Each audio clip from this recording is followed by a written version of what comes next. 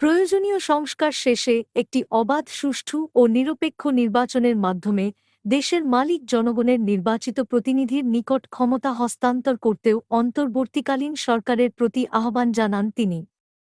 এনসিবির খুলনা বিভাগীয় কর্মী সভায় প্রধান অতিথির বক্তব্যে এনসিবির চেয়ারম্যান কাজী ছাব্বির এসব কথা বলেন। যে স্বপ্ন নিয়ে রক্তত্যাগের বিনিময়ে দীর্ঘদিনের ফ্যাসিজমকে বিতাড়িত করেছে ছাত্রজনতা, সে স্বপ্ন বাস্তবায়নে রাজনৈতিক দলগুলিকে ঐক্যবদ্ধ হওয়ার আহ্বান জানিয়েছে ন্যাশনাল কংগ্রেস বাংলাদেশ এনসিবির চেয়ারম্যান সাবেক ছাত্রনেতা কাজী ছাব্বির।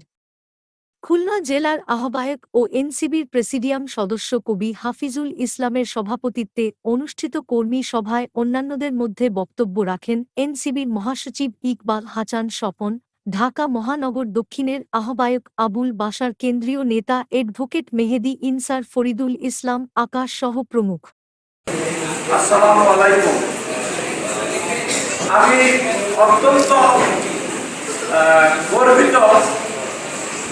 আমি না বলা সত্ত্বেও কিন্তু এখানে এই খুলনার অনেক বিশিষ্ট জনেরা কিন্তু চলে আসছেন।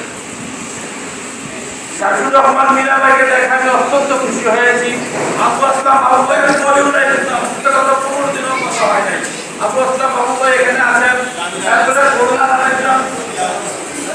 খুলনার একজন বিশিষ্ট লোক আছে, যিনি সারা বাংলাদেশ ব্যাপী আলেম সমাজে অত্যন্ত সুপরিচিত। আপনাদের এই খুলনার কৃতি সন্তান কাজী হাবিবুল্লাহ শামসু ভাই এখানেও উপস্থিত আছে। আরো অনেক বিশিষ্ট ব্যক্তিবর্গ এখানে উপস্থিত আছে। সময় খুব কম, কথা বেশি বলা যাবে না। কথা একটাই, ৩০ লক্ষ বাংলাদেশিদের রক্তের বিনিময়ে দেশ স্বাধীন হয়েছিল ১৯৭১ সালে।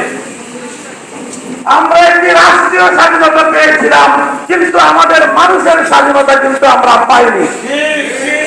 স্বাধীনতার পর থেকে এই পর্যন্ত বিভিন্ন রাজনৈতিক সরকার এসেছে, সেনা শাসন এসেছে, বিভিন্নভাবে তারা ক্ষমতাকে আঁকড়ে ধরে রাখার জন্য, তারা এদেশের মানুষকে শোষণ করার জন্য তারা বিভিন্নভাবে বিভিন্ন কায়দা কৌশলে তারা ক্ষমতা আঁকড়ে ধরে রেখেছেন, ক্ষমতায় থেকেছেন, কিন্তু মানবতার কল্যাণ হয়নি, এদেশের মানুষের কল্যাণ হয়নি, জনগণের কল্যাণ হয়নি।